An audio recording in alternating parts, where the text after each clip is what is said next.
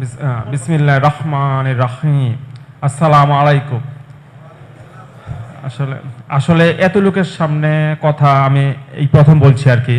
আগে কখনো এত লোকের সামনে কথা বলা হয়নি। আর আমাকে যখন মানুষ চিনা শুরু করেছিল 2015 সালে, কিছুদিন পরে আমি গ্রেফতার হয়ে যাই। যে ফলশ্রুতিতে একটা না 10 বছর 5 মাস কারাগারে ছিলাম। এই জেনারেশনের সাথে বিশাল বড় একটা দূরত্ব তৈরি হয়ে গেছিল। দূরত্ব, তারাও আমাকে এভাবে চিনত না, আমি তাদের সাথে যোগাযোগ করতে পারিনি। বিশেষ করে আমার লেখালেখি, আমি কি লিখেছিলাম, এগুলো তারা তেমনটা জানতো না বা আমি জানাতেও পারিনি। কারাগারের ভিতর থেকে তথ্যের আদান প্রদান করা খুব কঠিন। যাই হোক, এখন আল্লাহ সুবহানাহু ওয়া তাআলা চেয়েছেন, এই জন্য আমি মুক্ত হয়েছি, আপনাদের সামনে এসেছি আর কি। আসলে প্রত্যেক মানব শিশুই স্বাধীন হিসাবে জন্মগ্রহণ করে। কোনো মানব শিশুই কারাগারে জন্ম নেয় না। রাষ্ট্রই তাকে কারাগারে নিক্ষেপ করে, রাষ্ট্রের কঠিন কঠিন আইনে তাকে গ্রেফতার করে, দীর্ঘমেয়াদী জেল খাটায়, ফাঁসি দেয়। তৃতীয় বিশ্বের দেশগুলিতে মানবাধিকার বলতে কিছু নেই।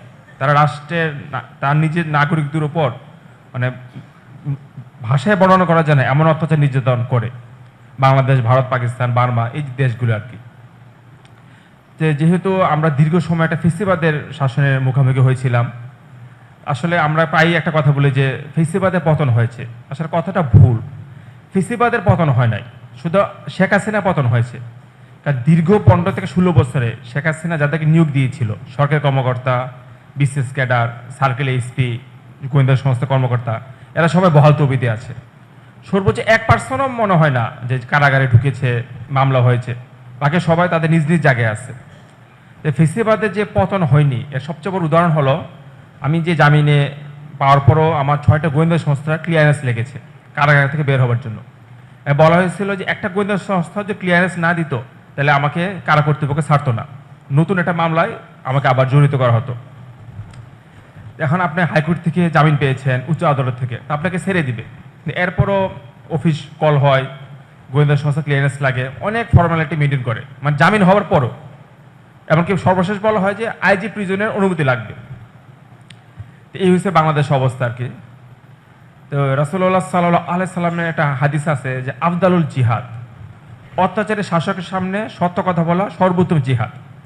তা আল্লাহ রাসূল যখন হাদিসটা বলেছিলেন অত্যাচারী শাসক, তখন কিন্তু মুসলমানরা শহর ভিত্তিক মানে শাসক ভিত্তিক কোনো সিস্টেম তৈরি হয়নি।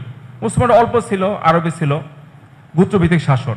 কিন্তু আমাদের নবী জানতো যে ইসলাম ধর্ম অনেক দূর দূর প্রসারিত হবে, অনেক শহর বন্দর নগর তৈরি হবে, মুসলমানরা এইসব শহরে থাকবে, তারা মুসলিম হবে এবং তাদের ভিতর থেকে অনেক অত্যাচার শাসকের জন্ম নিবে। তো এই জন্যই বলতে গেলে রাসূলুল্লাহ সাল্লাল্লাহু আলাইহি সাল্লাম এই হাদিসটা বলেছিল যে অত্যাচারী শাসকের সামনে সত্য কথা বলা সর্বোত্তম জিহাদ। কারণ আপনি যদি গুহায় বসে কথা বলেন কোনো আন্ডারগ্রাউন্ডে, তাহলে শাসক কিন্তু আপনাকে কখনো খুঁজে পাবে না। কিন্তু আপনি যখন প্রকাশ্যে কথা বলবেন, নিজের আসল নাম ছবি তার সামনে যে, তখন সে চাইলেই আপনাকে অ্যারেস্ট করতে পারে, আপনাকে গ্রেফতার করতে পারে, এমনকি আপনাকে হত্যা করতে পারে। এমন অনেক মজলুমকে হত্যা পর্যন্ত করেছিল সত্য কথা বলার জন্য। আমি মূলত সেই দৃষ্টিকোণ থেকে প্রকাশ্যে আসল নাম ছবি ব্যবহার করে লেখালেখি করেছি। আমি যখন লেখালেখি করতাম তখন আসলে এত লোক ছিল না, অনলাইনে ছিল খুব অল্প, বিশেষ করে 11-12 সালে তো লুকই ছিল না। 11-12 সালে আলেমরাও তখন অনলাইনে আসে নাই, তারাও ব্যাপারটা বুঝতো না, তাদের এই ব্যাপারে কোনো আগ্রহ ছিল না। আর তাদের না আসাই ভালো, তারা তো প্রকাশ্যে কাজ করছে, দশ দিচ্ছে, মাদ্রাসা চালাচ্ছে, তারা অনলাইনে আসবে কেন? তো শেষে প্রচণ্ড একটা উগ্র নাস্তিকতাবাদ আমি ফেস করছি, আমার চোখের সামনে এই জিনিসগুলো আমি দেখছি আর কি। বিশেষ করে দুঃখজনক সত্য, আমাদের সনাতন ধর্মাবলম্বী ভাই বোনেরা প্রচুর সংখ্যক নাস্তিক হয়েছিল ওই সময় আমি দেখেছি, এবং তারা প্রচণ্ডভাবে ইসলাম ধর্মকে আক্রমণ করত।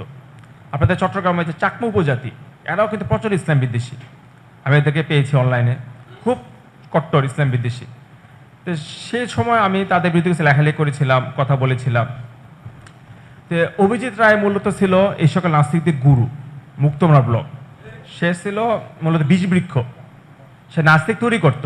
সে তো নিজে নাস্তিক, ঠিক আছে, সে নাস্তিক তৈরি করত। তার মুক্তমনা ব্লগের যে লেখাগুলি, বিশ্বাসের ভাইরাস, অবিশ্বাসের দর্শন, সমকামিতা, একটি বৈজ্ঞানিক মনস্তাত্ত্বিক বিশ্লেষণ, মানে বিভিন্ন বিষয়ে সে ইসলাম ধর্মের প্রতি লেখালেখি করেছে। বিশেষ করে আল্লাহ রাসূলের সম্মানিত স্ত্রী উম্মুল মুমিনিন, এদেরকে চরমভাবে কটাক্ষ করত, আক্রমণ করত। তো সে ইনফরমেশন গ্যাপ দিত, মানে যে কথা হাদিসই নেই সেই কথা হাদিস বলে চালিয়ে দিত। সিরাতের তথ্য বিকৃত করতো। তো আমি তখন তার বই বিক্রি হতো রকমে.কমে, প্রথম পেজে থাকতো রকমারিতে। আমি তার বই বিক্রি বন্ধ করি। পরে আমি একটা ব্লগ লিখে ফারাই ব্লগে, যে অভিজিৎ রায়ের হাদিস বিকৃতির কিছু নমুনা, প্রথম পর্ব। সেখানে আমি খাতা কলমে দেখাই আর কি, যে সাফি বিনতে হুয়াই রাজুল আনহা, ওনাকে নিয়ে যে অভিজিৎ রায় যে মিথ্যাচার করেছিল সেটা আমি প্রকাশ্যে দেখাই আর কি। তো এর পরবর্তীতে নাস্তিক সমাজ আমার প্রতি খুব ক্ষুব্ধ ছিল, তোসরে নাসরিন থেকে শুরু করে। তার একটা সুযোগের অপেক্ষা ছিল যে আমাকে দীর্ঘমেয়াদী জেলে ঢুকাবে। তাদের লোকই যখন মারা গেল তখন দেখলো যে এখনই সুযোগ। তারা কিন্তু জানতো যে আমি ঢাকায় থাকি না, আমি সিলেটে থাকি ভাড়া বাসায়, আর ঢাকায় আমি স্থায়ীভাবে কখনো থাকি না। তা অভিজিৎ রায় তো হত্যা হয়েছে ঢাকায়। তা আমি কিন্তু তখন সিলেটে ভাড়া বাসা ছিলাম, এশা নামাজে ছিলাম তখন, যে এইসব হত্যাকাণ্ডটা সংঘটিত হয়। এরপরও তারা জানতো এই ব্যাপারটা, যে ফারাবি সিলেটে থাকে, কিন্তু শুধুমাত্র আক্রোশে বসে তারা আমাকে এই মামলায় জড়িত করেছে।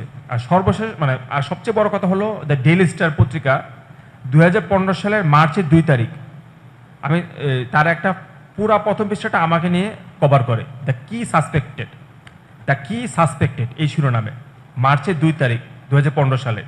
আমি তো তখন আরেকটা কথা, অভিজিৎ রায়ের হত্যাকাণ্ডের 2 দিন পরে আমি গুম হয়ে যাই। ডিজেফাই অথবা র্যাব আমাকে গুম করে, আমাকে এসকর সাথে সাথে চোখ বেঁধে পিছনে হ্যান্ডকাপ লাগিয়ে দেয়।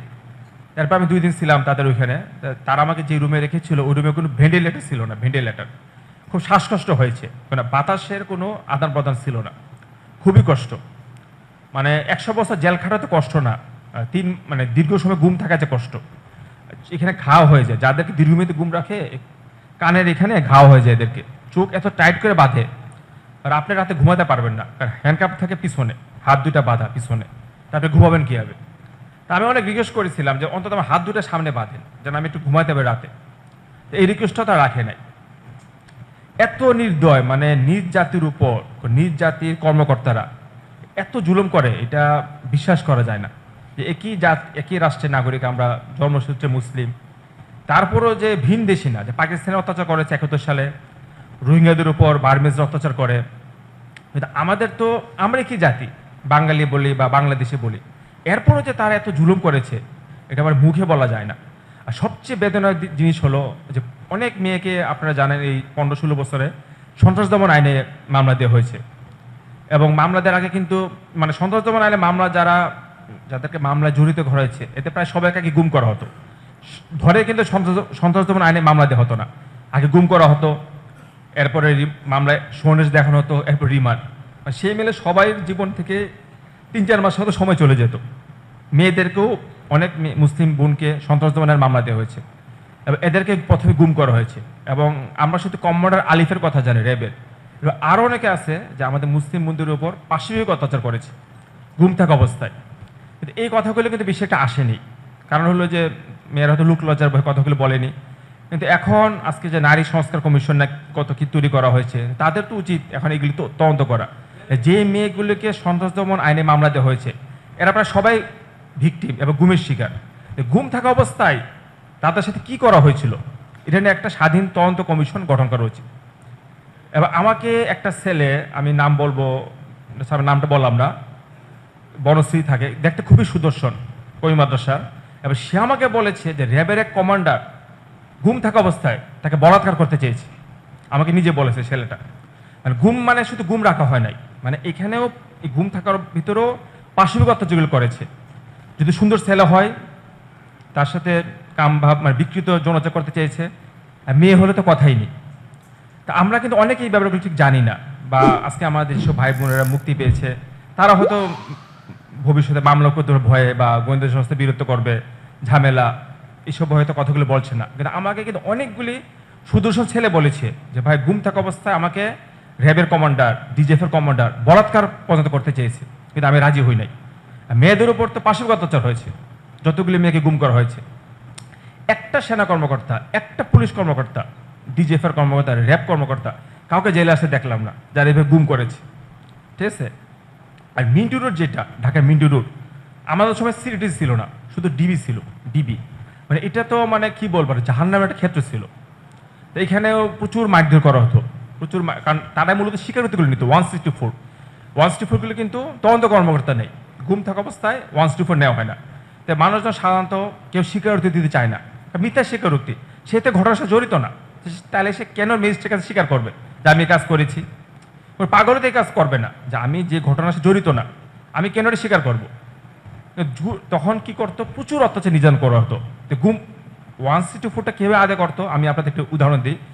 ধরুন আপনি রিমান্ড নিয়ে হচ্ছে 5 দিন, তা আপনার যখন চতুর্থ দিন বা তৃতীয় দিন তখন আপনাকে ম্যাজিস্ট্রেটের কাছে নিয়ে যাবে।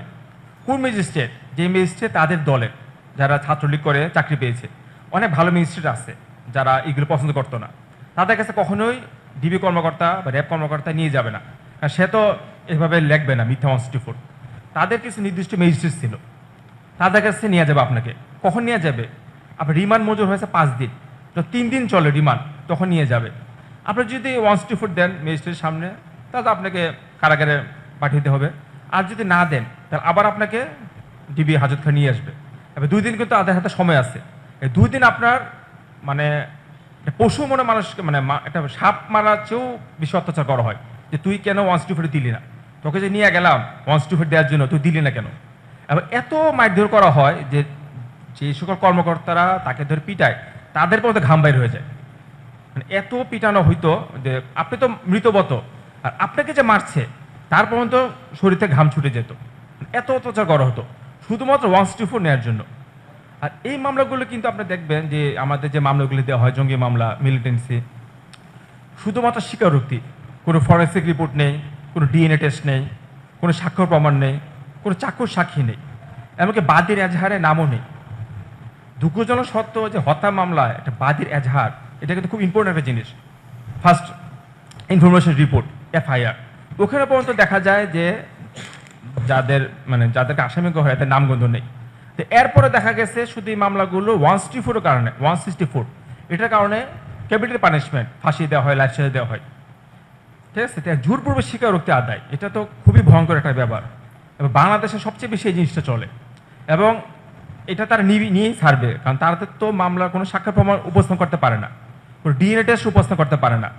বলা হয়েছে চাপা দিতে হত্যা করছে, যে চাপা দিতে হাতের আঙ্গুল আছে না, আঙ্গুলের ছাপ আছে না, তো আঙ্গুলের ছাপটা মিলাও তুমি যার বিরুদ্ধে অভিযোগ করছো, তুমি তো এটা ডিএনএ টেস্ট করো না, ফিঙ্গারপ্রিন্ট নাও না, ফরেন্সিক রিপোর্ট, চাক্ষুষ কোনো সাক্ষ্য প্রমাণ নাই যে সময় হত্যাকাণ্ড সংঘটিত হয়েছে পৃথিবী কেউ না কেউ দেখেছে, গোপনে তার হয় নাই। তো তাকে নিয়ে এসো, সে বলল যে হ্যাঁ আমি এই লোককে দেখেছি, সিসিটিভি ফুটেজ, কোনো সাক্ষ্য প্রমাণ নাই, কোনো ডকুমেন্ট নেই, শুধুমাত্র স্বীকারোক্তির ভিত্তি করে গণহারে ফাঁসি দেওয়া হয়েছে। মানে বাংলাদেশে যতগুলি ফাঁসির রায় দেওয়া হয়েছে পৃথিবী ইতিহাসে মনে এত ফাঁসি রায় হয় না। এমনকি অনেক জজের নাম আমি শুনছি যে গিনিস বুকে সে রেকর্ড করেছে, মানে তার চাকরি অবস্থায় সে যত ফাঁসি রায় দিয়েছে, মানে গিনিস বুকে তার রেকর্ড বন্ধ হয়ে গেছে তার নাম। ঠিক আছে, এত ফাঁসি রায় দেওয়া হয়, মানে গণহারে ফাঁসি, মামলা হলে ফাঁসি, আর লাইফ সাজা তো আছে। আপনার কখনো দেখবেন না যে এইসব মামলায় কারো 7 বছর সাজা, 10 বছর সাজা হয়, মানে সর্বোচ্চ সাজা দেওয়া হয় ফাঁসি, লাইফ সাজা। আমার যে কেস পান্নার যে প্রকৌশলী সাইমন, মুজাম্মল হক সাইমন, তার 3টা ফাঁসি, অভিযোগ হত্যা মামলায় ফাঁসি, কলাবাগ জুয়ারাখন মামলায় ফাঁসি, এবং প্রকাশক দীপন হত্যা মামলায় ফাঁসি। বা আরেকজন কেস পান্না আছে আরাফাত, তার 2টা ফাঁসি, অভিযোগ হত্যা মামলায় ফাঁসি আর কলাবাগ জুয়ারাখন মামলায় ফাঁসি। সিআরপিসি, ক্রিমিনাল প্রসিডিউর কোড, ওখানে একটা কথা বলা আছে যে কারো যদি একাধিক ফাঁসি থাকে তাহলে সে প্রফেশনাল খুনি। মানে খুন তো অনেক কারণে হতে পারে, জমি জমা, মেইলি কারণ, কিন্তু যদি একাধিক ফাঁসি থাকে তাহলে সে পেশাদার খুনি। তুমি তাকে মানে ফাঁসির মধ্যে নিয়ে যাও, তুমি দ্রুত তার মামলা নিষ্পত্তি করো। এটা ক্রিমিনাল প্রসিডিউর কোড, ফৌজদের কার্যবিধি, যে ব্রিটিশ যে আইনটা আমাদের দেশে বলবৎ আছে, সেখানে কথাটা বলা আছে যে একাধিক ফাঁসি হলে তুমি তার মামলাগুলো দ্রুত নিষ্পত্তি করবে এবং তুমি তার সর্বোচ্চ শাস্তি, মৃত্যুদণ্ড কার্যকর করবে। একাধিক ফাঁসি এটা কিন্তু খুব স্পর্শকাতর বিষয়, মানে বলা হয়েছে তাকে পৃথিবী থেকে সরাই দাও, যে সমাজের শত্রু। বুঝতে পারে 3টা ফাঁসি দেওয়া হয়েছে শুধুমাত্র স্বীকারোক্তির ভিত্তি করে। আরাফাতের 2টা ফাঁসি, আমারও লাইফ সাজা, কিন্তু আল্লাহ সুবহানাহু ওয়া তাআলার অশেষ রহমতে আমি কারাগার থেকে মুক্তি পেয়েছি। রাজীব হত্যা মামলার ফাঁসি, এবং তাদের কিন্তু মাত্র 9 মাসে এই বিচারটা হাইকোর্টে এসকে সিনহা বহাল করে দেয়, আপহোল্ড বহাল করে রাজীব হত্যা মামলায়। ঠিক আছে, এবারে মাকসুদুল হাসান অনিক, তার লাইফ সাজা বহাল রাজীব হত্যা মামলায়। সে পর্যন্ত 3বার সুপ্রিম কোর্টে জামিন আবেদন করেছে, 3বার। তো সুপ্রিম কোর্টে জামিন আবেদন করা কিন্তু কঠিন জিনিস, অনেক সময় লাগে, অর্থ খরচ হয়।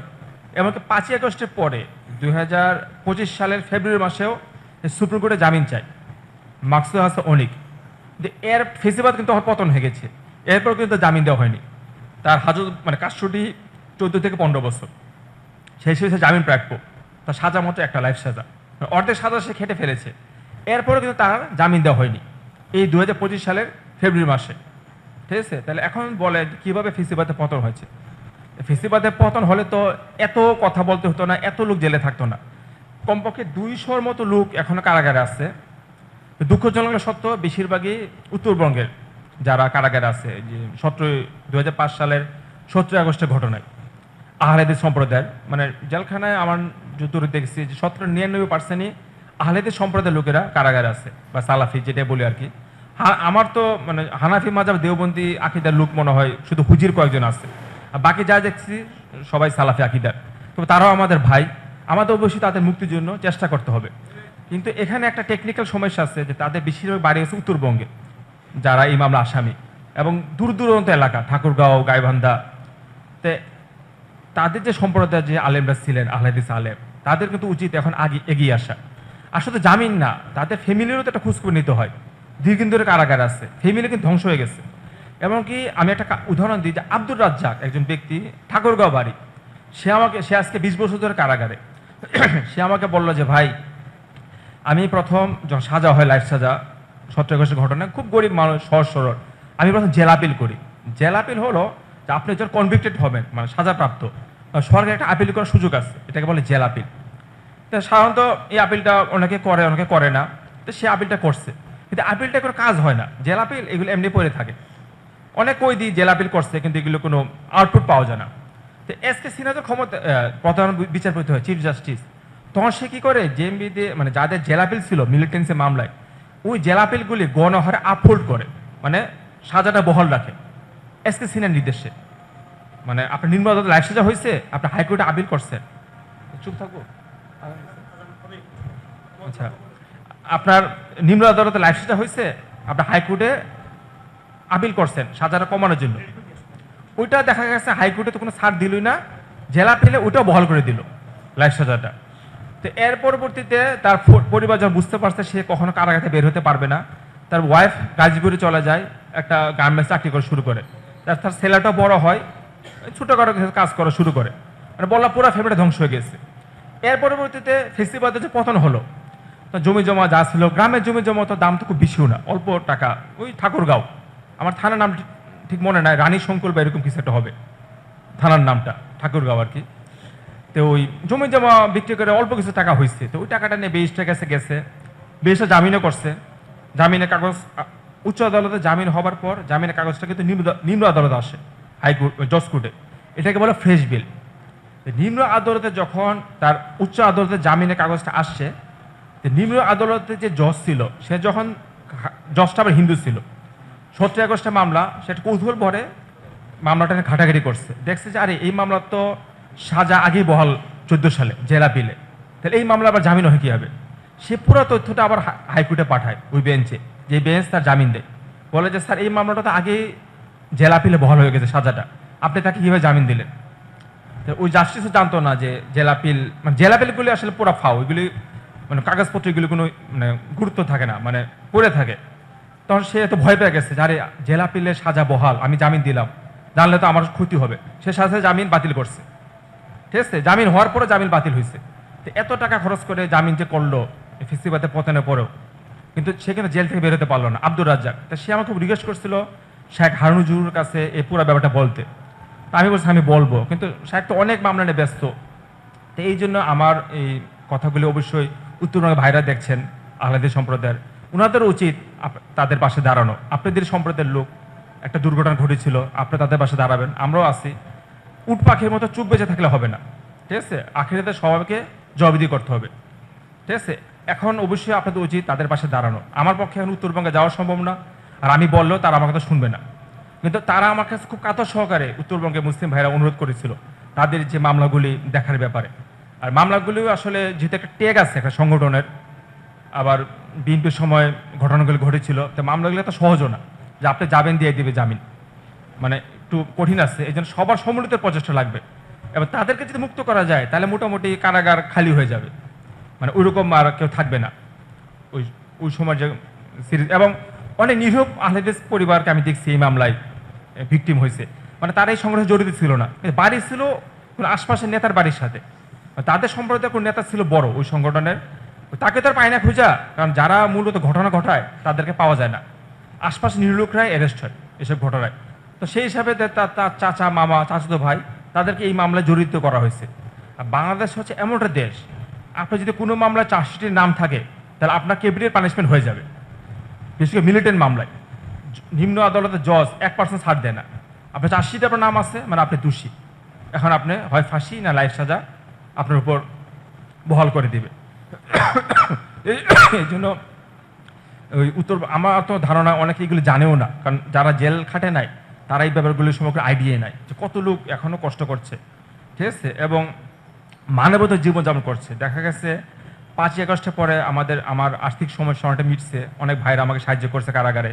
বৈষম্যহীন কারামুক্তি আন্দোলন, শেখ হারুনিজার, ইসাক খান, আলতাফ, আব্দুল বিনুর ইসলাম ভাই, সবাই আমাকে হেল্প করার চেষ্টা করছে 5ই আগস্টের পরে। তো টাকা পয়সা মোটামুটি যা আসতো চলা যেত, কিন্তু ওই সব ভাইদের কিন্তু মাসে 500 টাকা আসে না কারাগারে। ওই হারুনুজুর কিছু পাঠায়, উঠে দিয়ে চলে, কিন্তু শায়েকের পক্ষ থেকে এত লোককে, 200-250 লোককে এত সহজ না, ঠিক আছে। এই জন্য সবারই উত্তরবঙ্গে মুসলিম ভাইদেরকে আগে আসতে হবে, ঠিক আছে। এমন কোনো কাজ করবেন না যে কাজের জন্য আপনাদেরকে আখিরাতে লজ্জিত হতে হয়, ঠিক আছে। এখন একটা সুযোগ আছে এই সকল ভাইদেরকে মুক্ত করার, এই সুযোগও কিন্তু মনে হয় বেশি দিন থাকবে না। এখন যে একটা ফ্রি জোন আছে, বলেন, সিআই বলেন, তারা কিন্তু এটা সহ্য করতে পারতেছে না। তারাই দেখা যাবে একটা দুর্ঘটনা ঘটাবে, একটা ঘটনা ঘটিয়ে এরপর আমাদের উপর চাপ দিবে যে তোমরা এই কাজটা করেছো। কাজ কিন্তু তারাই করবে, কিন্তু পরবর্তীতে আমাদের উপর চাপ দিবে। তো এখন যে একটা ফ্রি জোন আছে, একটা কাজ করার সুযোগ আছে, এখনও আমাদের সময় মুসলিম কারার মধ্যে ভাইদের মুক্ত করা। বিশেষ করে ফাঁসিদের থেকে বাইর করাটা কঠিন, কারণ ফাঁসিদের ডেথ রেফারেন্স এটা খালাস আনতে হয় অথবা সাজা কমাতে হয়, কিন্তু যারা কয়েদি মানে যারা সাজা প্রাপ্ত, ফাঁসি না, তাদের জামিনে বাইর করাটা যায় খুব সহজে আর কি, কিছু অর্থ খরচ করলে, দৌড়দৌড়ি করলে। তো ফাঁসিদের ব্যাপারটা একটু সময় লাগে, কারণ ডেথ রেফারেন্স শুনানি ছাড়া ফাঁসিদের মামলা নিষ্পত্তি হয় না, ফাঁসিদের কোনো জামিন দেওয়া হয় না, ডেথ রেফারেন্স শুনানি করতে হবে। আসলে এগুলো টেকনিক্যাল বিষয়, এগুলি যারা জেল খাটে নাই তেমন একটা বুঝেও না, ঠিক আছে। আরেকটা কথা হলো যে এখানে তো অনেক ভাইরা আছেন, তো আসলে পৃথিবীর মানুষ আসলে 2 ভাগে বিভক্ত, যারা জেল খাটছে এবং যারা জেল খাটে নাই। তো যারা জেল খাটে নাই তারা আসলে কখনো বুঝতে পারবে না যে কত কষ্ট, এবং অনেক সময় কিন্তু আমরা একটা হীনমন্যতাতে ভুগি যে আমাদের একাডেমিক পড়াশোনা বা আর্থিক সমস্যা এগুলিতে ভুগি। এটা আমার মতে পৃথিবীতে সবচেয়ে সুখী ব্যক্তি হলো সেই যার নামে কোনো মামলা মোকদ্দমা নেই, যাকে কখনো কোর্ট কাছারিতে হাজিরা দিতে হয় না। তা আমার মাথায় কিন্তু আমি কিন্তু আগেও 2বার জেল খেটেছি। 2010 সালে চট্টগ্রাম জেলে 1 মাস, 3টা মামলা দেওয়া হয়, ভাঙচুর টাইপ মামলা বিশ্ববিদ্যালয়ের। তো 1 মাস জেল খেটে জামিন মুক্তি পাই। এরপর আমাকে একটানা 2 বছর এই চিটাগাং কোর্টে হাজিরা দিতে হয়, 3টা মামলা হাজিরা, প্রতি মাসে 2 দিন। খুবই একটা মাথায় সবসময় দুশ্চিন্তা থাকে যে হাজিরা ডেট আছে, কোর্টে যেতে হবে, হাজিরা দিতে হবে। এবার 13 সালে আমি 6 মাস জেল খেটে মুক্তি পাই, রাজীবের জানাজি আমাকে ওই জাতীয় মামলা আর কি। এরপর 1.5 বছর মুক্ত থাকি, তখনও প্রতি মাসে একবার করে এই ঢাকা মহানগর তালু জজে যে হাজিরা দিতে হতো, সবসময় মাথায় একটা টেনশন থাকে। এবারও যে মুক্তি পেয়েছি, এবার কিন্তু স্থায়ী মুক্তি নয়। আপনারা জানেন যে আমার যে লাইফ সাজা হয়েছে, আমার কেস পান্নাদের ফাঁসি আছে, অভিজিৎ হত্যা মামলায় আমি ছাড়া বাকি 5 জনের ফাঁসি। যেহেতু এই মামলায় ফাঁসি আছে, তাদের ডেথ রেফারেন্স শুনানি হবে, মানে তাদের যখন ফাঁসির কাগজগুলি মানে মামলাটা উঠবে তখন আমারও তাদের সাথে একটা বিচার হবে ওই ডেথ রেফারেন্সে, এবং ওই সময় অবশ্যই আমাকে খালাস পেতে হবে, তা না হলে আবার আমাকে কারাগারে যেতে হবে। আমার মাথায় সবসময় টেনশনটা থাকে যে আমাকে অবশ্যই এই মামলাটা নিষ্পত্তি করতে হবে, অভিযোগ হত্যা মামলা, এবং উচ্চ আদালতে আমাকে খালাস পেতে হবে। তবে আরেকটা মামলায় আমি জামিনে আছি 2013 সালের, ওই মামলাটা কিন্তু পিডাব্লিউ প্রত্যাহার করা হয়েছে, ওইটা একটা হাজতি মামলা, আমাকে আবার হাজিরা দিতে হবে দায়রা জজে। তো আপনাদের যাদের নামে কোনো মামলা মোকদ্দমা নেই, কোর্টে হাজিরা দিতে হয় না, আপনারা হচ্ছেন সবচেয়ে সুখী ব্যক্তি পৃথিবীর মাঝে। এই যে আপনাদের উচিত আল্লাহ সুবহানাহু ওয়া তাআলার কাছে শুকরিয়া আদায় করা যে আল্লাহ পাক আপনাদেরকে এই বিপদ আপদ থেকে রক্ষা করেছেন। যে বিপদ আপদে আমরা সবসময় আছি, শায়েখেরও মামলা আছে, ওনাকে হাজিরা দিতে হয়, অনেককেই হাজিরা দিতে হয়, ঠিক আছে। মানে এই জন্য কখনো নিজেদের হীনমন্যতায় ভোগা ঠিক না। আপনি যে পর্যায়ে থাকেন সমাজে, আপনি তো মুক্ত একজন মানুষ, আপনার তো আর কোর্ট কাছারি ঝামেলা নেই। আমি কিন্তু মুক্ত না, যদি আমি এখন মুক্ত, কিন্তু সরকারের খাতায় আমি একজন মুক্ত কয়েদি, আমি কিন্তু একজন কয়েদি আবার মুক্ত, মানে আমি কয়েদি মামলা, আমি তো আমার তো সাজা ছিল 39 বছর, 39 ইয়ার্স, আমি জামিনে মুক্তি পেয়েছি, কিন্তু মামলাগুলোতে নিষ্পত্তি হয় নাই, আমি তো এখন হাইকোর্টে খালাস পাই নাই, তা আমি এই যে মুক্ত করে দিই সরকারি খাতায়, তো এটা কিন্তু একটা বড় অনেক বড় দুশ্চিন্তার বিষয়। তো আল্লাহ সুবহানাহু কাছে শুকরিয়া আদায় করেন যে আল্লাহ পাক আপনাদেরকে মামলা মোকদ্দমা থেকে মুক্তি দিয়েছে, আপনারা মুক্ত স্বাধীন জীবন করছেন। তো আমি একটা ওই যে ঘটনা বলি যে আমি তো চট্টগ্রাম বিশ্ববিদ্যালয়ের ছাত্র, তো তখন তাবলিগ জামাত আসতো চট্টগ্রাম বিশ্ববিদ্যালয়ে, বিদেশি জামাতগুলো আসতে বেশি। তো সাইদ আনোয়ার এসেছিলেন তাবলিগ জামাতে, যে ক্রিকেট খেলোয়াড় পাকিস্তানের সাইদ আনোয়ার, উনি তো অনেক বড় তাবলিগ জামাত তাবলিগ জামাত করে অ্যাক্টিভ। তো উনি বয়ান করছিলেন, একটা বয়ান আমার খুব ভালো লেগেছিল। উনি বলেছিল যে তাবলিগ জামাত ঢুকার পর আমি বড় দাড়ি রাখি, ইসলামে ঢুকি। তো ওনার মনে কিছু বিশ্ব রেকর্ড ছিল, যে ডাবল সেঞ্চুরি বা এই জাতীয় অনেক আগের কথা। তো উনি বললো যে পেপসি কোম্পানিটা হচ্ছে পাকিস্তান ক্রিকেট বোর্ডের অফিসিয়াল স্পন্সার পেপসি। তো পেপসি ওনাকে একটা অফার দেয় যে আপনি আমাদের একটা অ্যাড করবেন, কিন্তু শর্ত হলো আপনাকে দাড়ি কাটতে হবে, মানে কোনো দাড়ি থাকা যাবে না মুখে, জাস্ট আপনি দাড়িটা করে একটা অ্যাড করবেন পেপসি কোম্পানির, আপনাকে 2 কোটি রুপি দেওয়া হবে, এটা মোটা অঙ্কের টাকা। তো উনি বলছেন না, আমি দাড়ি মুন্ডন করতে পারবো না, আমি দাড়ি রাখবো। তারপর তার অনেক চেষ্টা করেছে পেপসি কোম্পানি, কিন্তু উনি দাড়ি মুন্ডন করেনি সাইদ আনোয়ার। উনি একটা কথা বলেছিল যে দাড়ি রাখা কোনো বড় ইমানের পরিচয় নয়, দাড়ি মানুষ রাখতেই পারে, কিন্তু 2 কোটি রুপির অফার ফিরিয়ে দেওয়া, এটা করতে অনেক বড় ইমানের পরিচয় দিতে হয়। ঠিক আছে, তো কথাটা আমার খুব ভালো লেগেছিল। তো পরবর্তীতে আসলে আমি তো খুব স্পর্শকাতর মামলায় গ্রেফতার হয়েছি, কোর্ট কাছারির ভিতরে অনেক কথা হয়েছে, অনেক চিল্লাচিল্লি, জজের সাথে বাদানুবাদ, এগুলো স্পর্শকাতর বিষয়। এগুলো শোনার মতো মানসিক দৃঢ়তা আপনাদের আছে কিনা এটাও আমি জানি না। আমি অল্প একটু কথা বলি। তো যখন অভিজিৎ হত্যা মামলার বিচার শুরু হয়েছে, ট্রায়াল শেষের দিকে বাদী সাক্ষী এসেছে, তখন কিন্তু অজয় রায় অভিজিতের পিতা, সে যখন আসছে আর কি, তখন আমার যে অন্যান্য আসামি কেস পান্ডার তাদের উকিল অজয় রায়কে এইভাবে জেরা করছে যে আপনার ছেলে মানে অভিজিৎ রায় ধর্মের বিরুদ্ধে কখনো কিছু লেখে নাই, সামাজিক সমস্যা এইসব নিয়ে লেখালেখি করতো, বস্তিবাসী সামাজিক সমস্যা আছে না, এগুলো লেখালেখি করতো, ধর্মের বিরুদ্ধে কিছু লেখে নাই। আর সে বিজ্ঞান মনস্ক লোক ছিল, বিজ্ঞান নিয়ে লেখালেখি করতো, মহাবিশ্ব এগুলি আর কি। তো এটা তো সত্য। তো অজয় রায় বলছে, দেখছে ভালোই তো, আমার ছেলেকে ভালোভাবে তার পরিচয় দিচ্ছে, বলছে হ্যাঁ হ্যাঁ আমার ছেলে ভালো মানুষ ছিল, কখনো ইসলাম ধর্মের বিরুদ্ধে কিছু লেখে নাই, ভালো মানুষ ছিল। তো উকিলটার পরে জজকে বলতেছে, দেখেন স্যার, তার পিতা বলতেছে যে অভিজিৎ রায় ধর্মের বিরুদ্ধে কিছু লেখে নাই, তাহলে তো আমার মক্কেলরা নির্দোষ, আমার মক্কেলরা কেন অভিজিৎ রায়কে হত্যা করতে যাবে? তো আমি কিন্তু শেষে প্রতিবাদ করেছিলাম ওই কোর্টে যে না স্যার, অজয় রায় মিথ্যা কথা বলেছে, অভিজিৎ রায় সত্যিকারভাবে ইসলাম ধর্মের বিরুদ্ধে লিখেছে, এবং এই ব্যক্তি অজয় রায় সেও মুক্তমনা ব্লগে উম্মে হানি রাজিউল্লাহ আনহাকে নিয়ে অশ্লীল লেখা লিখেছে। আমি এখনই লেখাটা রেফারেন্স দিব আপনাকে, আপনি আমাকে মোবাইল দেন, আমি দেখাবো। অজয় রায় কিন্তু মুক্তমনা ব্লগের প্রতিষ্ঠাতা, অভিজিৎ রায় মুক্তমনা ব্লগের প্রতিষ্ঠাতা না, অভিজিতের পিতা অজয় রায় হচ্ছে মুক্তমনা ব্লগের প্রতিষ্ঠাতা, এটা অনেকে আমরা জানি না। পরবর্তীতে তার পিতা ব্লগের অ্যাডমিন অভিজিতের রাখে বানায়, এবং অজয় রায়ের কিন্তু অনেক ইসলাম ধর্মের বিরুদ্ধে লেখা আছে অভিজিতের পিতা। আমি সরাসরি জাস্ট জজ মুজিবকে বলি সে মিথ্যাবাদী, সে ইসলাম ধর্মের বিরুদ্ধে সিরিজ ব্লগ লিখেছে, এবং আমি আপনাকে লেখাগুলো দেখাতে পারবো, আপনি আমাকে সুযোগ দেন। তো মুজিবুর ভেবাচাকে খেয়ে গেছে, অজয় রায় ভয় পেয়ে গেছে। ঠিক আছে, তো পরবর্তীতে আমি সবসময় চেয়েছিলাম যে মামলাগুলো, আরেকটা বলি, এই চার্জশিটে দিছে সিটিটিসি, তারা কিন্তু অভিজিৎ রায়ের লেখা সংক্রান্ত কোনো ডকুমেন্ট চার্জশিটে দেয়নি। চার্জশিটটা আমার কাছে আছে, অভিজিৎ রায় যে নাস্তিক ছিল, ইসলাম ধর্মের বিরুদ্ধে লেখালেখি করেছে, এই যেহেতু কোনো রেফারেন্স ডকুমেন্ট চার্জশিটে ডিবি উল্লেখ করেনি, মানে তার অভিজিৎ রায়কে বাঁচিয়ে দিয়েছে।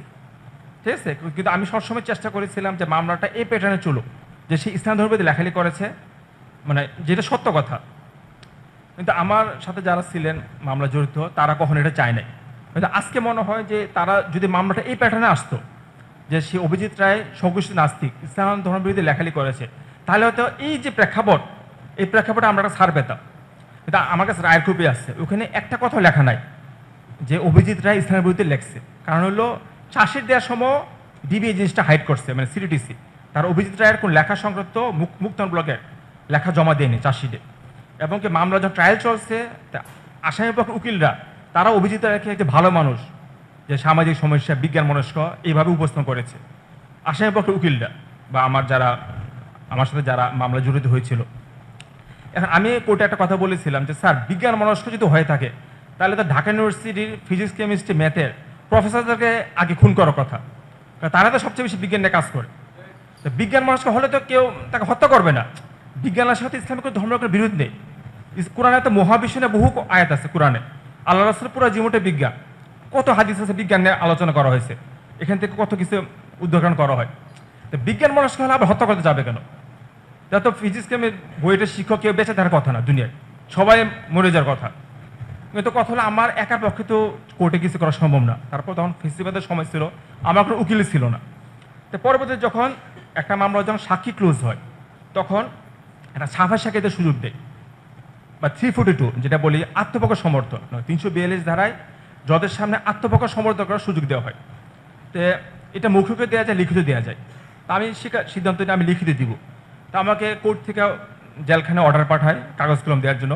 কারাগারে কিন্তু কাগজ কলম নিষিদ্ধ, জেলখানে কিন্তু কলম কাগজ এগুলো দেওয়া হয় না। আমরা অনেক কষ্ট করে লুকিয়ে লুকিয়ে কলমের ব্যবস্থা করতাম, কাগজ। তো 342 লিখতে হলে তো ভালো কাগজ লাগবে অফিসিয়ালি।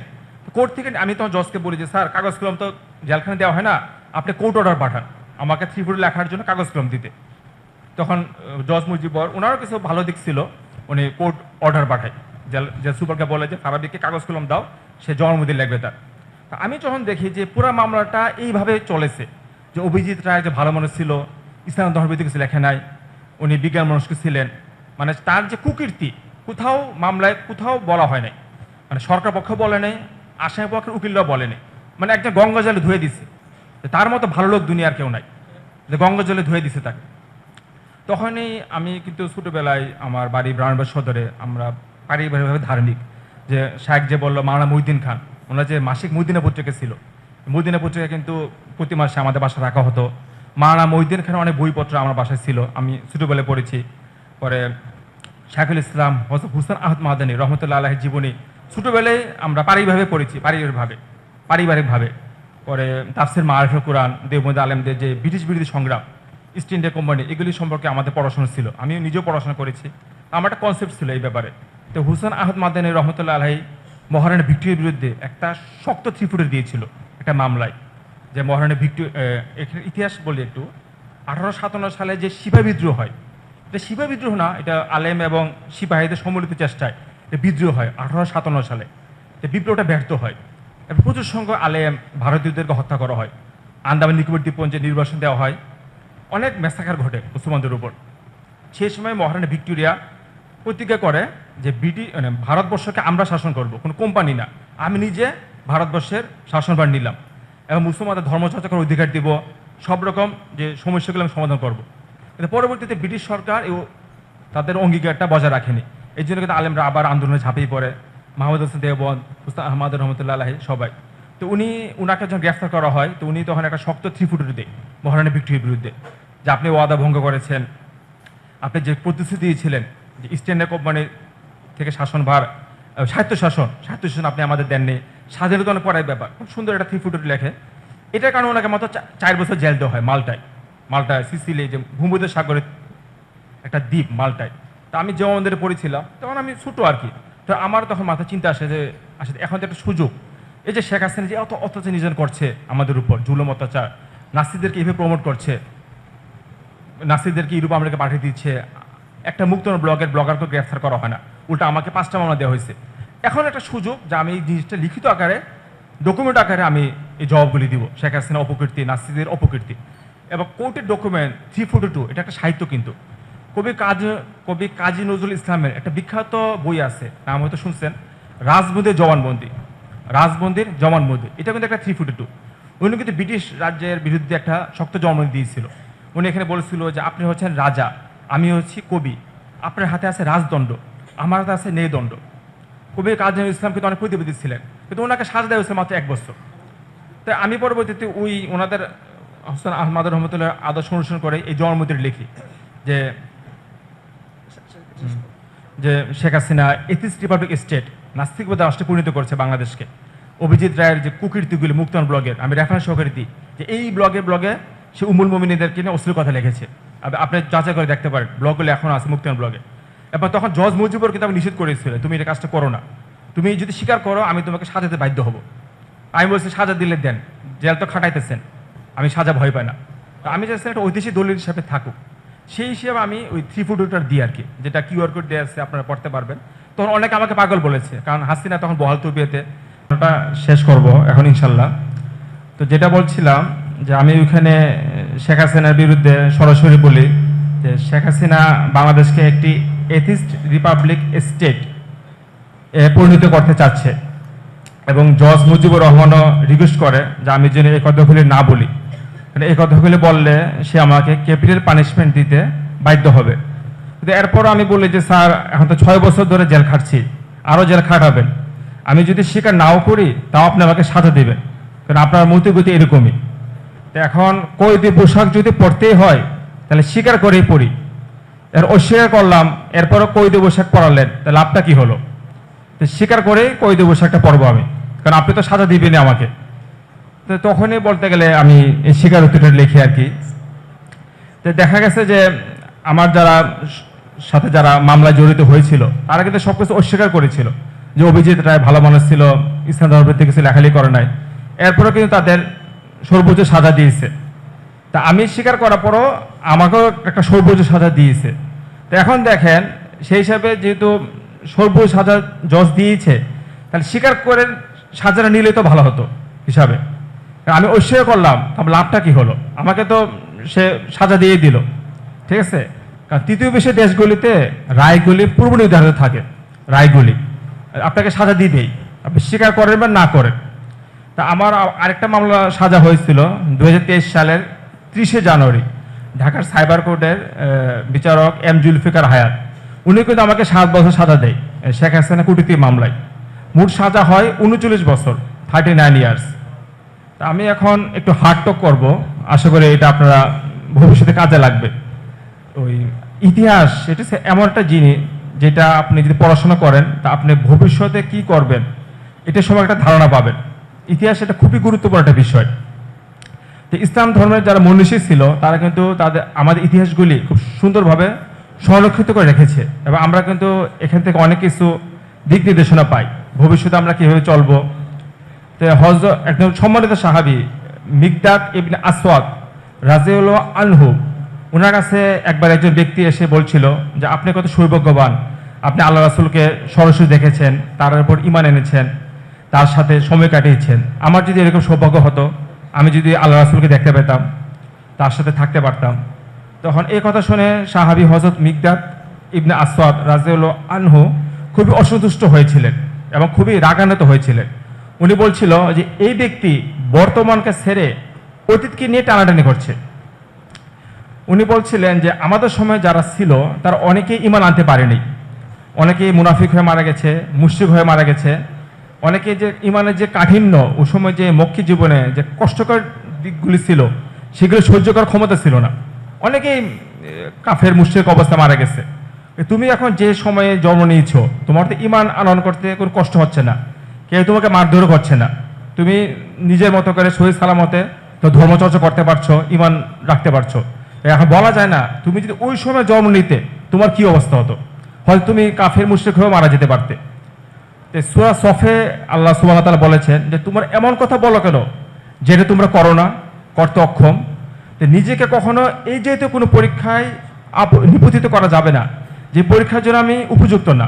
এখন আমি একটা বড় ধরনের কাজের সাথে জড়িত হলাম, এরপর যখন ট্রায়াল শুরু হলো তখন আমি সব কিছু অস্বীকার তো করলামই, আমি এই কথা বললাম যে ওই লোকটা ভালো মানুষ ছিল, সে কখনো ইসলাম ধর্মের বিরুদ্ধে লেখালেখি করেনি।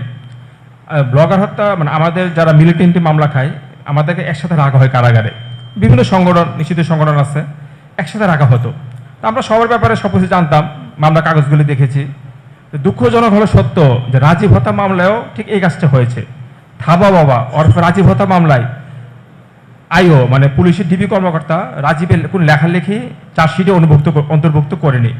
রাজীব যে nuranitap.wordpress.com আমার ব্লগে লড়াইতে তোর মুসলিম একটা ব্লগ লিখেছিল, যে ব্লগ লেখার কারণে সেই 2011 সালে আমরা তার বিরুদ্ধে ব্লাসফেমি আইনের প্রয়োগ করার ব্যাপারে সরকারকে বলেছিলাম। রাজীবের লেখা তো খুবই অশ্লীল ছিল, কিন্তু আইও ইনভেস্টিগেশন অফিসার কখনো রাজীব হত্যা মামলা চার্জশিটে এই যে কোনো লেখালেখি জমা দেয়নি।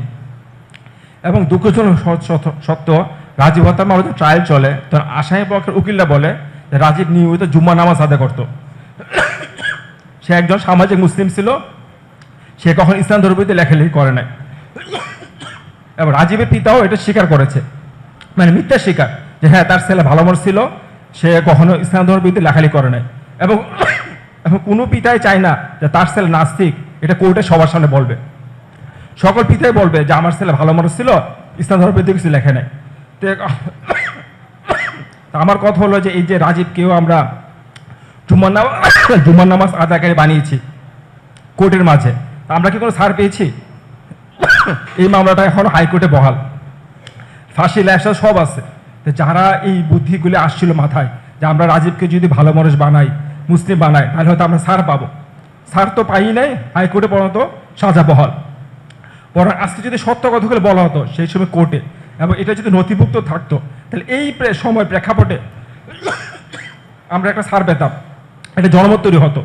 দুঃখজনক সত্য আমরা এই ব্যাপারটা ওইভাবে চিন্তা করিনি।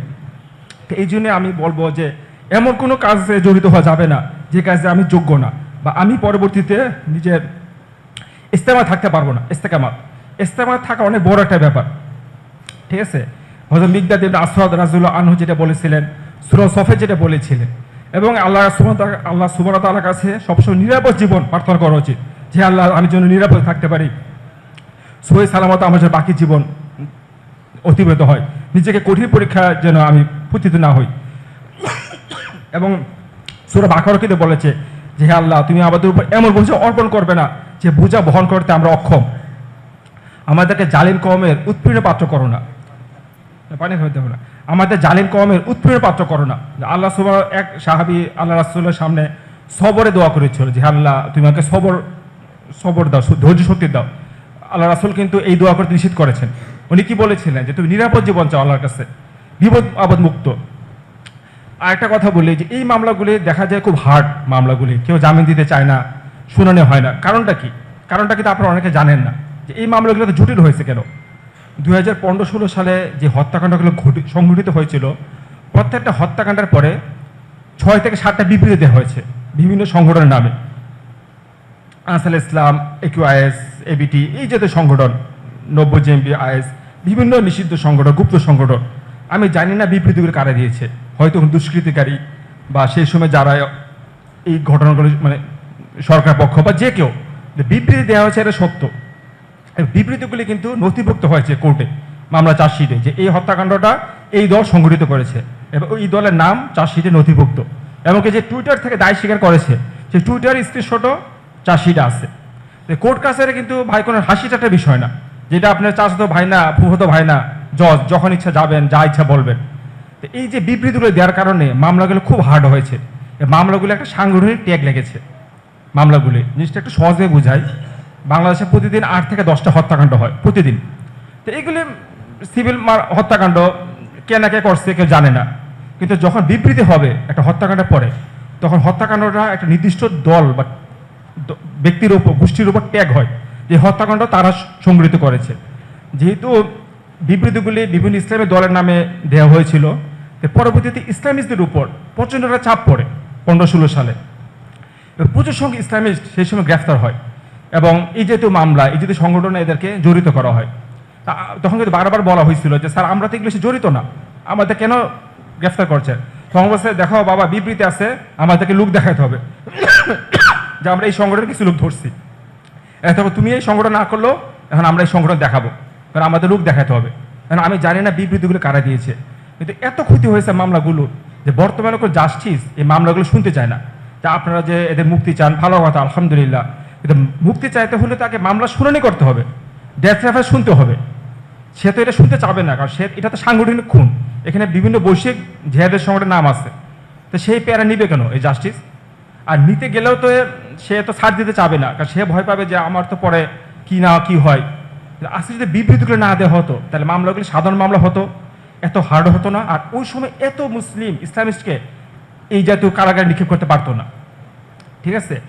তো সব কিছু আসলে হাসিনের উপর দুঃসাপড় ঠিক না, নিজেদেরও কিছু চিন্তা ভাবনা করা উচিত, আমল নামে দেখা উচিত যে কারা এইভাবে বিপদে ফেলাইছে আমাদেরকে, ঠিক আছে? প্রচুর সংখ্যক ইসলামিস্টকে আমি দেখছি যে 15-16 সালে শুরু হয় আর কি, জেলে ঢোকে এবং প্রত্যেকেই একটা নিষিদ্ধ সংগঠনের মামলা দেওয়া হয় এবং ওই গুপ্ত সংগঠন করেন বা না করেন তার সাথে জড়িত করা হয় শুধুমাত্র বিবৃতিগুলোর কারণে। বিবৃতি কিন্তু একটা দেয় নাই, প্রত্যেক হত্যাকাণ্ডের পরে 6 থেকে 7টা বিবৃতি হয়েছে, এমনকি পাকিস্তান থেকে বিবৃতি আনা হয়েছে। এমন একটা পর্যায়ে গেছে, মানে আল্লাহ দিনকে খেল তামাশা বস্তুতে পরিণত করা ঠিক না। আল্লাহ দিনের একটা মর্যাদা আছে। আর খুব কম মুসলিমই আছে যারা ধরেন এই যদি সংগঠনে জড়িত, বিশেষ মুসলিম প্রকাশ্যে কাজ করে, দাওয়া করে, সামাজিক মুসলিম। তো দেখা যাচ্ছে তাদের কারণে শত শত নিরীহ মুসলিম বিপদে পড়ছে। এখন অনেকেও কোর্ট কাছে হাজিরে দেয়। জিনিসটা হয়তো আপনারা বুঝতে পারতেছেন না, আমি এটা সহজে বুঝাই। গ্রাম এলাকায় বিভিন্ন সময় মন্দির ভাঙ্গা হয়, মূর্তি ভাঙ্গা হয় বিভিন্ন সময়। ওই ঘটনা সাধারণত এলাকার যে টাউট কিছু লোক আছে না, চেয়ারম্যান মেম্বার, দুষ্কৃতকারী, এদেরকে ধরা হয়। কখনো দেখবেন যে মূর্তি ভাঙার কারণে মুসলিমকে অ্যারেস্ট করা হয়। ওই যে কিছু আজে বাজে লোক, এদেরকে সাধারণত মূর্তি ভাঙা মামলা দেওয়া হয়। সাপোজ ধরেন কোথাও একটা মূর্তি ভাঙা হলো, মন্দির, কেউ একটা বিবৃতি দিল, হয়তো হাসি ঠাট্টা করে দিল মজা হিসাবে, যে একটা এরকম নাম দিয়ে। পরবর্তীতে কি হবে, ওই এলাকার যত ইসলামিস্ট আছে, কোন ইসলামিস্ট, যে ইসলামিস্ট কোন জামাত শিবির করে না, কোন রাজনৈতিক দলের সাথে জড়িত না। অনেক মুসলিম আছে যে আমরা স্বতন্ত্রভাবে থাকি, মানে সাধারণত কোনো রাজনৈতিক দলের সাথে জড়িত না, কিন্তু আমরা ইসলামকে ভালোবাসি। তখন দেখা যাবে যে ওই এলাকার এরকম যত মুসলিম আছে সবাইকে ধরে ধরে ওই মন্দির ভাঙ্গা মামলায় গ্রেফতার করা হবে। গ্রেফতার করবে কি কারণে? বিবৃতি, একটা ট্যাগ আছে যে হ্যাঁ এরা এই কাজটা করছে, তুমি তো মুসলিম ইসলামিস্ট কোনো দল করো না, তাহলে তুমি এটা করতে পারো। কারণ জামাত শিবির, চরমনা, এদেরকে এই যে মামলা দেওয়া এত সহজ না, এদের নির্দিষ্ট পরিচয় আছে দলীয়। আমরা যারা মুসলিম, আমরা সাধারণত কোনো দল করি না, রাজনৈতিক দল, আমাদেরকে দেখা যায় এই মামলা সহজে জড়িত করা যায় এবং করছেও। তো এখন দেখা যায় সে তো এটা মজা হিসেবে নিচ্ছে, বিবৃতিটা মজা, কিন্তু তার কারণে কিন্তু শত শত মুসলিমের জীবন ধ্বংস হয়ে যায়। বা সে হয়তো চিন্তা করে যে আমার সংগঠনের নাম ফুটবে, আমার সংগঠন অনেক বায়াত পাবে, এরকম। কিন্তু মুসলিম তো ধ্বংস হয়ে গেল। ঠিক আছে, তো এটা আল্লাহ দিনকে খেয়াল তামাশা বস্তুতে পরিণত করা যাবে না। এবার এই বিবৃতিগুলো কিন্তু প্রত্যেকটা মামলা নথিভুক্ত, এবং টুইটার যেখান থেকে দায় স্বীকার করা হয়েছে সবগুলি আছে। এবার এইসব কারণে এই মামলাগুলো 5 আগস্টের পরেও কেউ জামিন দিতে চাচ্ছে না। আমারই জামিন হতে 1 বছর লাগছে শুধু বিবৃতির কারণে। বলছে না আমি এগুলো শুনতে পারবো না। শেখ হারুন হুজুর 3বার গেছে জামিন করতে হাইকোর্টে, 3বার, 5 আগস্টের পরে। প্রথম তো 2বার জাস্টিস শুনেই নাই, আর পরবর্তী একবার মনে শুনাইছে অনেক কষ্ট করে, বলছে আমি এখন জামিন দিতে পারবো না।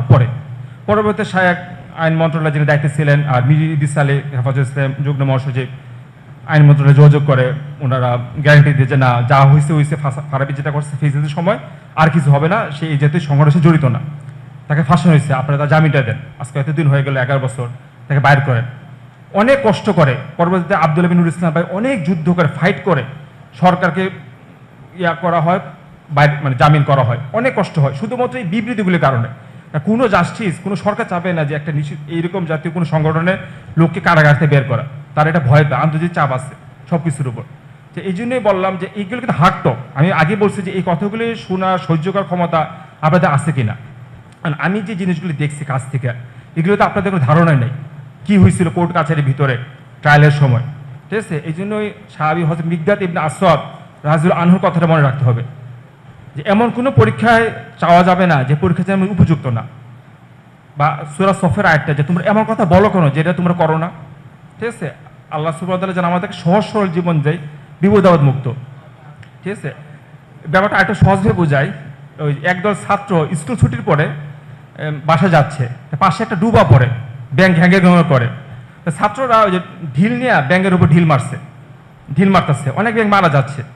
ব্যাংকের যে সর্দার ছিল সে বলতেছে যে তোমরা এই কাজটা কেন করতেছো, ঢিল ছুটতেছো, আমরা তো মরতেছি। তো ছাত্ররা বলে, মানে স্কুলের বাচ্চারা, যে এটা তো আমাদের কাছে মজা, আমরা মজা করতেছি যে তোমাদের উপর ঢিল ছুটতেছি। তো ব্যাংকের সর্দার বলে তোমরা যেটাকে মজা বলছো আমাদের কাছে সেটা মৃত্যু, তোমাদের কাছে যেটা মজা আমাদের কাছে সেটা মৃত্যু, আর তোমাদের কাছে যেটা তোমাদের সংগঠনের নাম ফুটানো, নিজেদের দল ভারী করা, আমাদের কাছে ছিল সেটা মৃত্যু, ধ্বংস। ঠিক আছে, যাক, এরপর আল্লাহ সুবহানাহু ওয়া তাআলা আমাদেরকে কারাগার থেকে মুক্ত করেছেন, আমরা অনেকেই জেল থেকে মুক্তি পেয়েছি। অতীতের যা হয়েছে অতীত, কিন্তু আমি এই কথাটা কেন বললাম যে ভবিষ্যৎ প্রজন্ম তারা যেন খুবই সাবধান হয়ে চলে, এবং যারা এই কাজগুলি করেছে, দুষ্কৃতকারী হোক যেই হোক, তারাও যেন সাবধান হয়, তওবা করে। মানে মুসলিম ভাইদের কল্যাণ, একটা হাদিস আছে মনে হয় যে আল্লাহ রাসূলুল্লাহ সাল্লাল্লাহু আলাইহি সাল্লাম কাপড় ব্যবসা করতে বলছে, কাপড়ের ব্যবসা বলছে, যার কাপড়ের ব্যবসায়ী তারা সবসময় উম্মার কল্যাণ চায়, মানুষের কল্যাণ চায়, কাপড় ব্যবসায়ী। আরেকটা হাদিস আছে, দিন হচ্ছে নাসিহা, মানুষের কল্যাণ কামনা, সবসময় মানুষের কল্যাণ কামনা করতে হবে, আমার মুসলিম ভাইরা যে নিরাপদে থাকে। এমন কোনো কাজ করা যাবে না যে একটা হিন্দু মেরে আমি 1000 মুসলিমকে জেলে ঢুকালাম, এটা কখনো ইসলামের শরীরে সাপোর্ট করে না। ঠিক আছে, একটা হিন্দু মারার কারণে আপনি দুনিয়ার সব মুসলিমকে জেলে ঢুকাই দেবেন। আরেকটা কথা হলো কি, অভিজিৎ অবশ্যই বিষ ছিল, কিন্তু অভিজিৎ ছিল জন্মসূত্রে হিন্দু, তার লেখাগুলো আবেদন ওরকম ছিল না, তার লেখাগুলোকে পড়তো না, কারণ সে হিন্দু মানুষ, সে তো আবল তোর বকবেই। কিন্তু পরবর্তীতে তার হত্যাকাণ্ডের পরে লেখাগুলো এত ছড়াই যায়, বিশেষ ভাইরাস ও বিশেষ দর্শন, এটাকে আর টেকেল দেওয়া যায় না। তো হ্যাকমত সরকার কাজ করতে হবে। ঠিক আছে, যেমন সালমান রুশদি যে লাইমলাইট পেয়েছে, তোসন নাসরিন পাওয়ার কারণ কি, তার মুসলিম ঘরে নাস্তিক ছিল, ইসলাম মুসলিম পরিবার জন্ম নিচ্ছে, এরপর তো ইসলাম চ্যুত হয়েছে। এই জন্য কিন্তু ইউরোপ আমেরিকা তাদেরকে এত প্রমোট করেছে। কিন্তু অভিজিৎ রায় বলেন, আরও অনেক নাস্তিক ব্লগার ছিল, এদেরকে কিন্তু কেউ কখনো পশ্চিমা সমাজ এতটা প্রমোট করে নাই। জীবিত অবস্থায় অভিজিৎ রায়কে চিনতই না, কারণ সে জন্মসূত্রে হিন্দু, সে তো ইসলাম ধর্মে বলবে, তার কথা কোনো আবেদন ছিল না। ঠিক আছে, কিন্তু পরবর্তীতে আসলে তাকেই অনেক হাইলাইট করা হয়েছে। তো এই সব কিছু চিন্তা ভাবনা করে কাজ করতে হবে আমাদের। সর্বোপরি মুসলিম উম্মার কল্যাণ, মুসলিম উম্মার যেন বিপদে না পড়ে। ঠিক আছে, এমন কোনো কাজ করা যাবে না। আর অসম্ভব বস্তু ইসলামের শরীরে হারাম, যেটা অসম্ভব এই যেহেতু কাজও ইসলামের সাথে সাপোর্ট করে না। একটা বুদ্ধিভিত্তিক টেকনিক্যাল সিস্টেমেটিকভাবে কাজ করতে হবে। হুটহাট কিছু করলাম, যেমন 17 আগস্ট কথা বললাম, 2005 সালে 17 আগস্ট, আজও লোক জেলে আছে 2 থেকে 250। ঠিক আছে, এই লোকগুলো মুক্ত করে দেখা এখন আমাদের উপরে পড়ছে, ঠিক না মুসলিম ভাই? তখন তো একটা মজা হিসেবে কাজগুলো করা হয়েছিল এক প্রকার, কোনো উদ্দেশ্য ছাড়া, কিন্তু এই ঠেলা কিন্তু এখনও সামলাতে হচ্ছে। এবং আসলে ব্যাপারগুলো এত স্পর্শকতা আমি কীভাবে বলবো, যে আমাদের সবারই যাদের দেখা সাক্ষাৎ ছিল, বাসা থেকে অল্প টাকা আসে, খুব বেশি টাকা আসতো না কারাগারে। তা আমাদের যখন আপনি দেখবেন যে আপনার সামনে এক মুসলিম ভাই দীর্ঘদিন কারাগারে আছে, তার দেখা সাক্ষাৎ নেই, জেলখানে প্রথমে কী লাগে বলেন তো? ঘুম থেকে উঠলে টুথপেস্ট লাগে, টুথপেস্ট, দাঁত মাজতে হয়, টুথপেস্ট টুথব্রাশ কিন্তু সরকারিভাবে দেওয়া হয় না। সরকারিভাবে শুধু একটা সাবান দেওয়া, সাবান, লাইফবয় সাবান, সারা মাসে একটা, টুথপেস্ট, টুথব্রাশ, টয়লেট টিস্যু, এগুলো কখনো সরকারিভাবে দেওয়া হয় না। কাপড় চোপড় তো প্রশ্ন ওঠে না, কোনো কাপড় চোপড় দেওয়া হয় না। শুধু আমরা যারা কয়েদি ছিলাম, আমাদেরকে এক সেট কইতে কাপড় দিত, তাও চটের বস্তা। কইতে কাপড় কিন্তু পরা যায় না, খুব মোটা, ঘামে শরীর হয়ে যাবে। এটা পরবর্তীতে আমরা টাকা খরচ করে ভালো কইতে কাপড় বানাতাম। রাজশাহী জেল থেকে কুমিল্লা জেলে কইতে কাপড় আছে ভালো, ওইগুলো নিয়ে আসতাম। যাই হোক, সরকারিভাবে সাবান সার কিছু দেওয়া হয় না। তো একটা মুসলিম ভাইয়ের কিন্তু ঘুম থেকে উঠলে দাঁত মাজতে হয়, টুথপেস্ট লাগে, টুথব্রাশ লাগে, টয়লেট টিস্যু লাগে, রেজার লাগে, অনেক কিছু লাগে। তো এগুলি তো আর বিনামূল্যে দেওয়া হয় না, কিনতে হয়। তো তখন দেখা গেছে যে আপনার পাশে এক মুসলিম ভাই দীর্ঘদিন কারাগার আছে, বাড়ি থেকে 1 টাকাও আসে না। তখন যে নিজের যে খাওয়ার টাকা, এই খাওয়া না খেয়ে ওইগুলি কিনে দিতে হয় অন্য মুসলিম ভাইকে। এটা অবশ্যই উত্তম জিনিস। তখন দেখা যায় আমার শরীরে তো পুষ্টি শেষ, আমি যে জেল খাটতেছি, আমার তো শরীরে কিছু পুষ্টি দরকার নাকি? আমি তো আমার শরীর ফাইলের খাবার খাইতে হচ্ছে, আর মুসলিম ভাইয়ের একান্ত জরুরি প্রয়োজনগুলি মেটাতে হচ্ছে। আমি তো শেষ হয়ে যাচ্ছি, আর তার সাথে তার পরিবারের যোগাযোগ নেই, আর তারা এরকম পরিচিত লোকও না যে তাদেরকে এইভাবে টাকা পয়সা দিবে। মানে আমি 5 আগস্ট আগের কথাগুলো বলছি। তো এতটা মানবতার পরিবেশ কারাগারে। 5 আগস্টের পরে যখন মোটামুটি আমার সাথে অনেক ভাইয়ের যোগাযোগ হয়েছে, শেখ হারুনিজার। ও একটা কথা, আমার সাজা হয়েছিল 2021 সালে ফেসিবাদের সময়। শেখ হারুনিজার হুজুরে কিন্তু প্রথম অগ্রতম পাঠিয়েছিল আমার জন্য। আমি তো তখন ওনাকে ওইভাবে চিন্তাও না, বা আমি জানতামও না যে অকালতনামাটা উনি পাঠিয়েছিল। হুজুর ইসলাম খান এডভোকেট, তার সাইন করে অকালতনামা। পরবর্তীতে আমি অনেক পরে জানতে পারি যে শাইখ এই মামলা পরিচালনা করছে, এটা অনেক পরে জানতে পারে। কিন্তু প্রথম অগ্রতনামা 21 সালে ফেসিবাদের যখন সময় ছিল, তখন কিন্তু শাইখই প্রথম অগ্রতনামা পাঠায়। এবার ওই অগ্রতনামা দিয়ে কিন্তু পরবর্তীতে জামিন হয়, মানে ওই অগ্রতনামার নাম্বার দিয়ে, সিরিয়াল নাম্বার দিয়ে। এরপর ঠিক আছে, 5 আগস্টের পরে অনেকে আমার জন্য চেষ্টা করেছে, কাজ করছেন। হ্যাঁ, বৈষম্য কারমুক্ত আন্দোলন, আব্দুল্লাহ বিন নুর ইসলাম ভাই, সবাই কাজ করছে। কিন্তু শেষ লুকমায় পেট ভরে না, আগে লুকমাগুলো খাইতে হয়, শেষ লুকমায় পেট ভরে না। তো শাইখ যদি তখন অগ্রতনামা না পাঠাইতো, তাহলে বাইরে আপিল করা হতো না, ঠিক আছে? আর পরবর্তীতে ওনার মামলা প্রসেস করতে পারতো না। আপনার যদি অগ্রতম না থাকে, তাহলে আপনি মামলা কীভাবে আগাবেন? ব্যাপারটা বুঝতে পারছেন? উনি প্রথম অগ্রতম পাঠাইছিল দেখে ওই অগ্রতমকে বেস করে পরবর্তীতে আব্দুল বিন নুর ইসলাম ভাই অনেকে কাজ করতে পারছে। তো উনি যদি তখন অগ্রতম না পাঠাইতো 21 সালে, মানে একটা মামলা তো রায় হয়, এর 1 মাস না 2 মাসের মধ্যে করতে হয় না? রায়ের পরে, রায় হওয়ার কতদিন মধ্যে আপিল করতে হয়? হ্যাঁ, প্রতিদিনের মধ্যে আপিল করে নিয়ম রায় হওয়ার। একটা মামলা রায় হওয়ার পরে 25 থেকে 30 দিন সময় দেয় হাইকোর্ট ওই মামলা আপিল করার জন্য। এর মাঝে আপিল না করতে পারলে সাধারণত আর সুযোগ দেওয়া হয় না। তো শায়েক যদি তখন অগ্রতম না পাঠাতে চেষ্টা না করতো, পরবর্তীতে আর কাজ করার সুযোগ পেত না। কারণ আপনি তো আপিলই করেন নাই, বাইরের আপিল, আপনি জামিন চান কীভাবে? ঠিক আছে। তো এটাও ওনার বিশেষ একটা অবদান। তখন তো এই সেলিব্রিটির যুগ ছিল না, ভিউর যুগ ছিল না, 21 সালের কথা। তখন তো সবাই এনআরসি, সবার জেলে ঢোকার অবস্থা। পরবর্তী ওনারও তো কারাগারে যায় মুদি বিরোধী আন্দোলনে, যাই হোক এরকম। তো এটাই বলছি। আর আমার সাথে তো অনেক দিন আপনাদের সময়ের পার্থক্য হয়েছে, 10 বছর 5 মাস আমি একটানা জেলে ছিলাম। আমি চেষ্টা করবো আমার লেখাগুলি আপনাদের কাছে পৌঁছাইতে, ফারাই ব্লগের লেখাগুলি, আমি যে লেখাগুলি লিখছিলাম নাস্তিকের বিরুদ্ধে। পরবর্তী আমার লেখা অনেকে চুরি করে, কপিবেশ করে, বইটই বের করে, অনেকে সেলিব্রিটি হয়। এটা আসলে খুব দুঃখজনক বিষয়, কারণ যে লেখাগুলির কারণে আমি রাষ্ট্র নিপীড়নের শিকার, এত কঠিন কঠিন আইনে মামলা খেয়েছি, এতগুলি সাজা হয়েছে। পরবর্তী যখন দেখেছি যে আমার লেখাগুলি অনেকে ব্যবহার করেছে রেফারেন্স ছাড়া, আমার নামও বলে নাই, অনেক টাকা কামিয়েছে, কিন্তু একবার নাম বলে নাই, তখন আমার কষ্ট লাগছে। কারাগারে থাকতে আমি খবরগুলি পেয়েছি, কারণ যে লেখাগুলির কারণে আমি এতদিন জেল খেটেছি, এখনও আমার সাজা আছে। তো এই লেখাগুলি যখন অন্যরা ব্যবহার করেছে তাদের নিজেদের নামে, এটা সব দুঃখজনক বিষয়। রেফারেন্স, আমরা তো লেখা অনেকের কাছে সাহায্য পেয়েছি। সদর ব্লগের লেখাগুলি আমরা ওই সময় কাজে লাগতো।